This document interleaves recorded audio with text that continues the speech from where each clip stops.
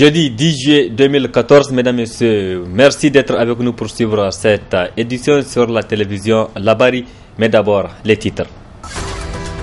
Faciliter l'intégration dans l'espace CEDEAO, c'est l'objectif de l'idée de création de la monnaie unique. Les chefs d'État et de gouvernement de la CEDEAO se penchent sur la question à Accra.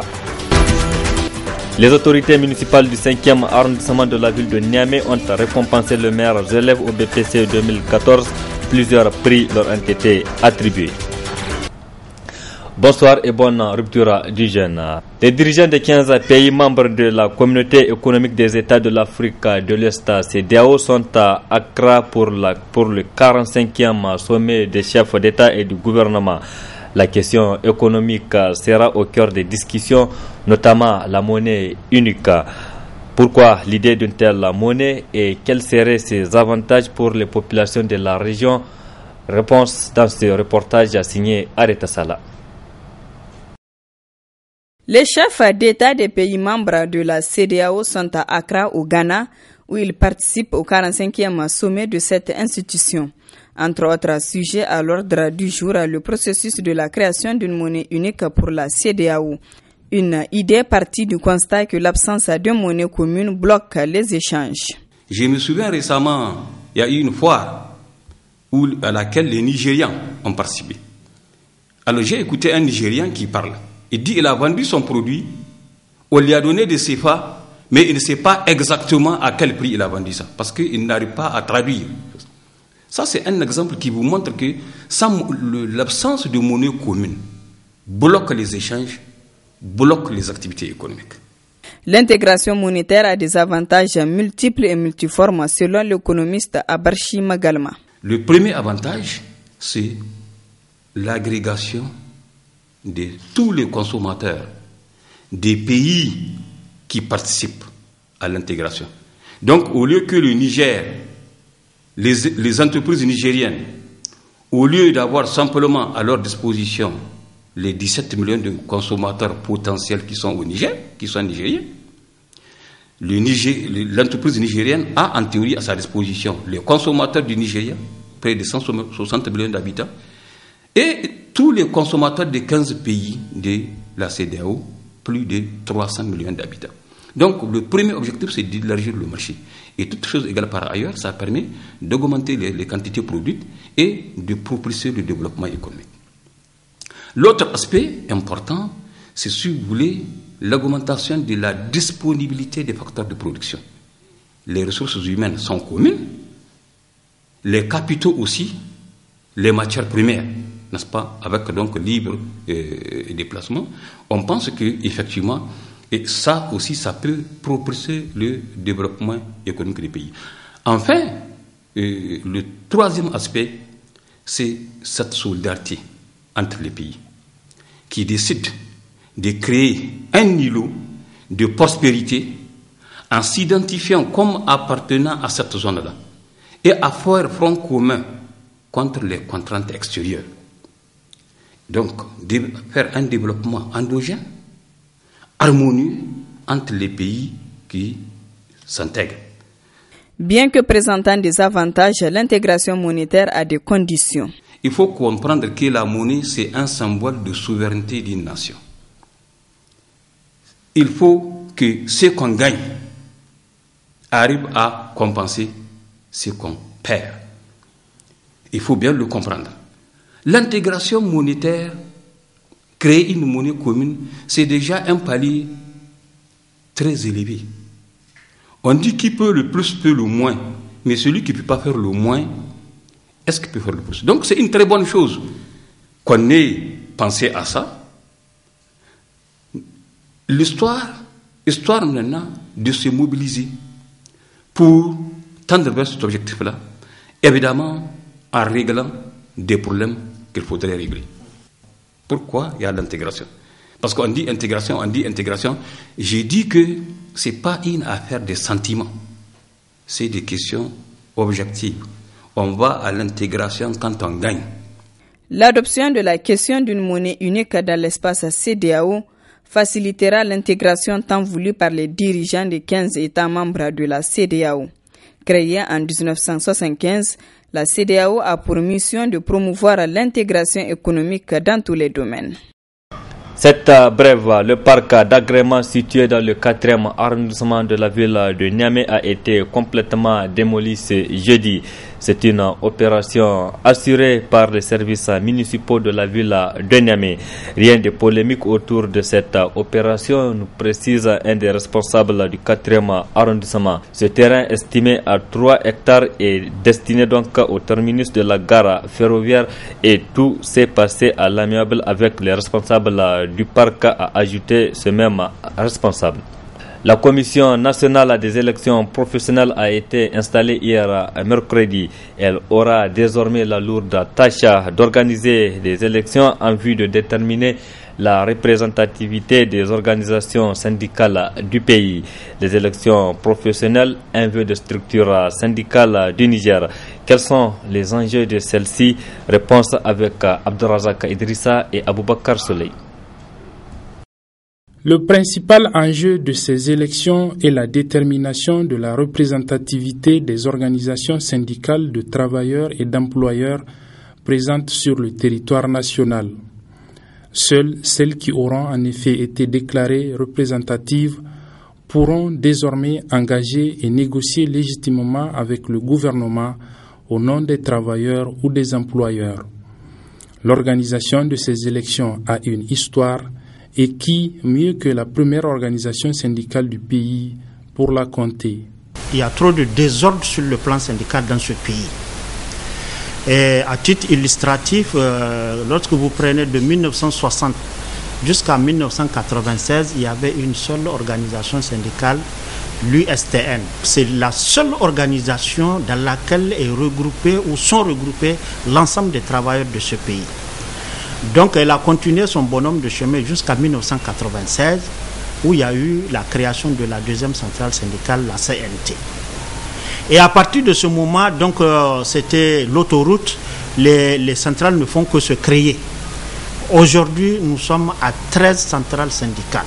Le mécanisme qui consiste à freiner, à arrêter donc ce désordre dont j'ai parlé tantôt, c'est d'aller vers les élections professionnelles qui sont d'ailleurs prévues par notre droit positif, donc le Code du travail. C'est prévu depuis la nuit des temps, mais bon, puisque nous avons une seule centrale syndicale, on n'avait pas eu besoin de le faire. Et aujourd'hui, en dehors des centrales syndicales, c'est même au niveau des syndicats sectoriels. Il y a aujourd'hui des syndicats sectoriels où vous dénombrez plus de 50 syndicats. Ça, ce n'est pas normal. Le problème, c'est qu'aujourd'hui, nous avons des centrales syndicales dont les SG n'ont même pas de syndicats. Les règles élémentaires, ils ne les observent pas, ils créent. La décision qui crée la Commission nationale des élections professionnelles qui aura la charge d'organiser ces élections a arrêté à 5% le taux requis pour qu'une centrale ou un syndicat soit déclaré représentatif. Cela n'a visiblement pas fait l'unanimité. Du côté de notre centrale, nous n'avons pas encore perçu totalement ces élections en train de se préparer comme il le faut.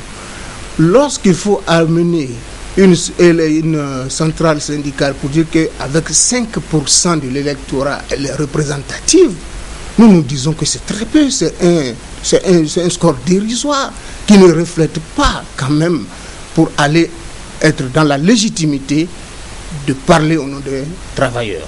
Puisque c'est déjà décidé, allons-y, mais il y a beaucoup de problèmes que nous avons relevés dans le contenu de l'arrêté, que je ne vais pas dévoiler. Ce qui, par contre, a fait l'unanimité, c'est le fait que le processus parvienne à ce stade. Le Niger compte actuellement une quinzaine de centrales syndicales. À côté d'elles, il y a une multitude de syndicats du patronat, sans compter les nombreux syndicats non affiliés.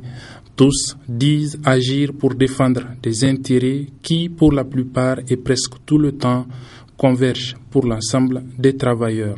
Les élections professionnelles pourront donc mettre un peu d'ordre dans tout cela. Le président français François Hollande envisage une visite au Niger la semaine prochaine. qui pourrait apporter cette visite au Niger en ce qui concerne le partenariat stratégique Niger-Areva, suivant ce que pense l'acteur de la société civile nigérienne, Al-Kassoum Abdraman, également membre du collectif Sauvons le Niger.